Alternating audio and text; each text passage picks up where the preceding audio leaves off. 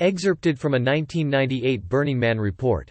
Saturday night I swallowed approximately 310 milligrams or so of mescaline, my first time on that substance. Then I went tooling around in the light rain with J, K, and T for a while. We saw some absolutely fantastic stuff while walking around that night. We saw this giant hulking robot man out on the playa, built entirely out of hanging CDs with lights pointed at it. I mean, come on.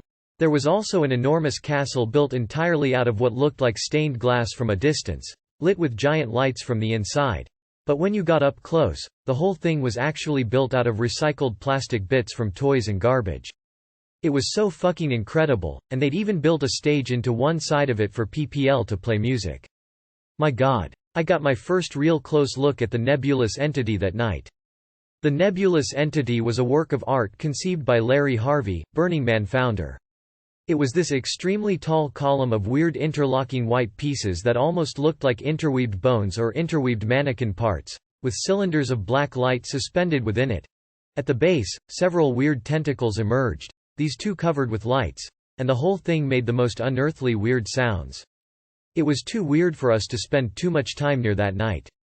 I split off to go see the opera, The Temple of Rudra, which was being delayed many times due to rain. During the wait I took a whole bunch of folks out to see the very large array.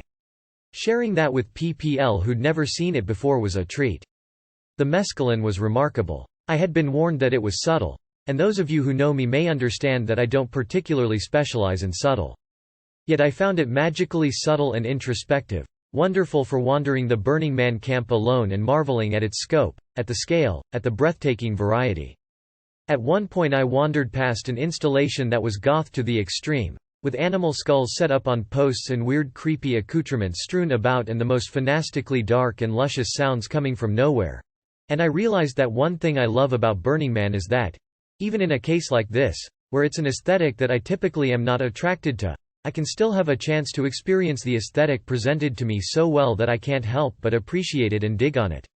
There was lots of that to go around at Burning Man. Lots of exposure and cross-pollination, as well as lots of living room furniture that moved right past you.